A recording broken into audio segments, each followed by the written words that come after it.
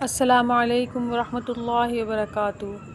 नाज़रीन, आज के सबक में भी हम हुरूफ़ कलकला और तनवीन के बारे में पढ़ेंगे, लेकिन कुछ अल्फाज ऐसे हैं जो कल के सबक में नहीं थे, वो आज के सबक में हैं। जो आप अच्छी सबक को सुनेंगे तो आपको हर अल्फाज के सही तरीक़ा पढ़ने का पता चल जाएगा। बिस्मिल्लाहिर्रहमानिर्रहीम। फ़ा स्वाद ज़बर फस, लाम दो पेश लूँ, फस्लूँ। स्वाद इधर पुर हुरूफ है, इसको पुर पढ़ेंगे और स्वाद को साकिन करके पढ़ेंगे बगैर हिलाए, ठीक है। फस्लुन, फस्ल। क़ाफ़ दाल ज़बर क़द, हा दो ज़बर हन, क़द हन। वक्फ़ी सूरत में क़द हा। क़ाफ़ पुर हुरूफ है, इसको मोटा पढ़ेंगे। दाल हुरूफ़ कलकला में से है, इसको हिला कर पढ़ेंगे। और हा के ऊपर हुरूफ़ तनवीन है, हरकत तनवीन है, इसके ऊपर गुन्ना करके पढ़ेंगे और एक अलिफ के बराबर रुक कर गुन्ना करेंगे। दो ज़बर वाली तनवीन वक्त की हालत में अलिफ से बदल जाती है, इसलिए इसको क़दहन, क़दहा ऐसे पढ़ेंगे। हुरूफ़ कलकला 5 बताए थे आपको, क़ाफ़ क़ा बा जीम दाल। तो ये दाल की मिसाल है इस लफ्ज़ के अंदर। और इस सबक के अंदर जितने हुरूफ जो नीले रंग में है, ये सब हुरूफ़ कलकला है, ठीक है। इधर आज के सबक में दाल, बा और जीम आ रहा है, ठीक है। क़ाफ़ ज़ाद ज़बर क़ज़, बा दो ज़बर बन, क़ज़बन। वक्त की सूरत में क़ज़बा, क़ज़बा, क़ज़बा नहीं पढ़ना, क़ज़बा। ज़ाद के ऊपर रुकना है, क़ज़बा। क़ाफ़ भी पुर हुरूफ है, ज़ाद भी पुर हुरूफ है, इन दोनों को मोटा करके पढ़ना है। क़ज़बा, क़ज़बन, क़ज़बा। काफ हमज़ा ज़बर का, सीन दो ज़बर सन, का सन। वक्त की सूरत में का सा। अभी अलिफ के ऊपर जज़म होने की वजह से हमने इसको हमज़ा पढ़ा है। आप लोग जिनको नहीं पता वो ये समझ रहे होंगे इधर तो अलिफ का, लेकिन मैंने इसको हमज़ा पढ़ा है।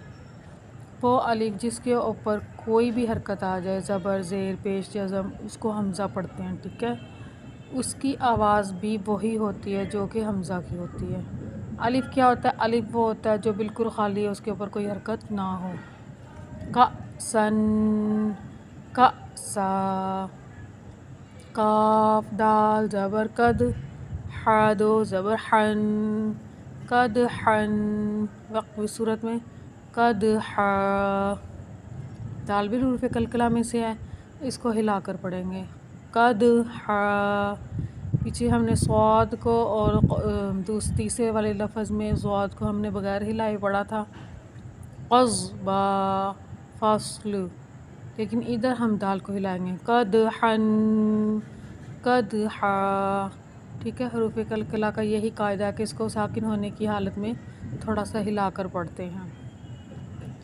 लाम गईन ज़बर लग, वाव दो ज़बर वन, लगवन। वक्त की सूरत में लगवा। गईन पुर हुरूफ है, इसको बगैर हिलाए इसको एहतियात के साथ पढ़ेंगे, ठीक है। लगवन, लगवा।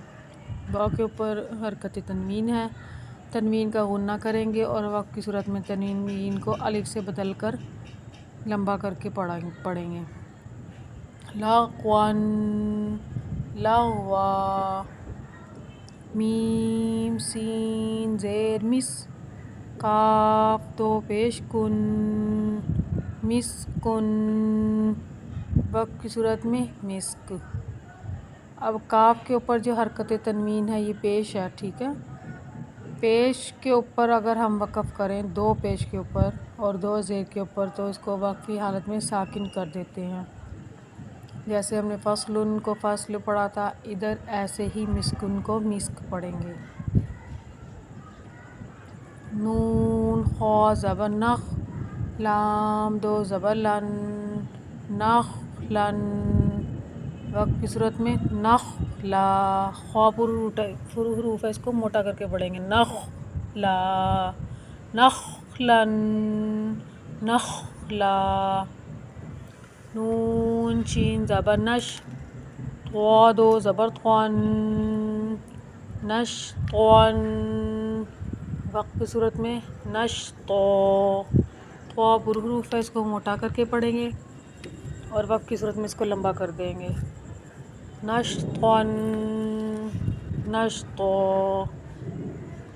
इधर आपने देखा होगा जो ये ऑरेंज से कलर में हरकत तनवीन है ना जिधर भी, और ये नून साकिन है, ये गुन्ने की वजह से है, ये गुन्ने की अलामतें हैं। जिधर भी ये हरकतें जो तनवीन है, अगर ये सुर्ख कलर में या ऑरेंज कलर में होगी तो जो गुन्ना करके पढ़ते हैं या इख्फा करके। गुन्ने का ही दूसरा नाम इख्फा है। गुन्ना ज़रा नाक में आवाज़ छुपाते हैं तो वो ज़ाहिर हो रही है, तो इख्फा थोड़ा छुपा के पढ़ते हैं। नाक जैसे आप नीचे आता है तो मैं आपको बताती हूँ। नखलन, नखला। नून शीन ज़बर नश, त्वा ज़बर त्वन, नश्तवन। वक्त की सूरत में नश्तो। नून फा ज़बर नफ, सीन ज़ेर सिन, नफ्सिन। वक्त की सूरत में नफ्स। नून क़ाफ ज़बर नक़, आइन ज़बर अन, नक़अन। वक्त की सूरत में नक़अ।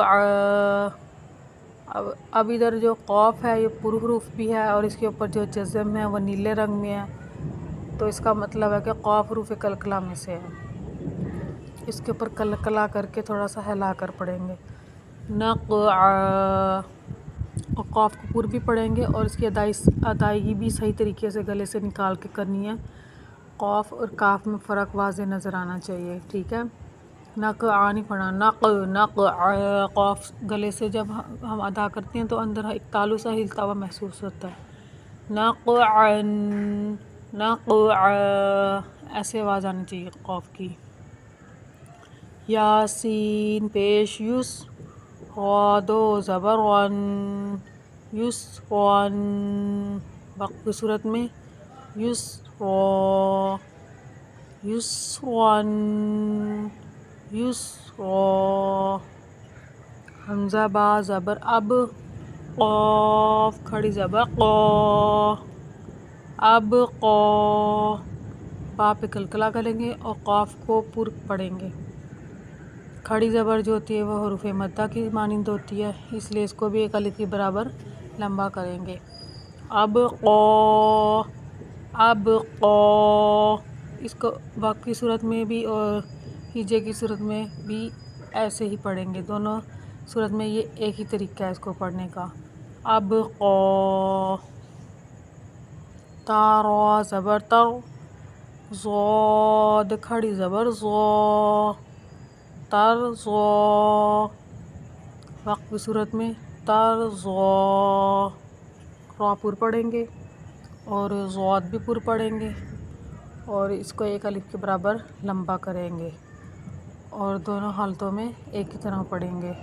तर ज़ा, तर ज़ा। तानून ज़बर तां, सीन खड़ी ज़बर सा, तां सा। वक्त की सूरत में तां सा। अब ये जो नून साकिन है इसमें आपने देखा होगा मेरी आवाज़ थोड़ी नाक में जाके छुप रही है, इसी को इख्फा बोलते हैं। गुन्ना और इख्फा में थोड़ा फ़र्क होता है, तो नून साकिन पे हमेशा इख्फा होता है और नून मुशद्दद हो और मीम मुशद्दद पे गुन्ना होता है। तो मुशद्दद वाली सख्ती अभी आगे आएगी तो मैं आपको बताऊंगी कि गुन्ना क्या होता है। इधर जो हम पढ़ेंगे ये इख्फा है। तां सा, वक्त की सूरत में तां सा। और जो इख्फा है ये दो जगह ही होता है, तनवीन में या नून साकिन पे, अगर इनके बाद हरूफ हल्की ना आए। तनवीन और नून साकिन के बाद अगर हुरूफ हिल की ना आए तो वहाँ पर इख्फा होता है। आज के लिए इतना ही। चैनल को सब्सक्राइब करें, लाइक करें, शेयर करें और इसको डेली सुनें और दूसरों को भी इसकी तरगीब दें कि वो अपना कुरान मजीद ठीक करें। अस्सलामु अलैकुम रहमतुल्लाहि व बरकातहू।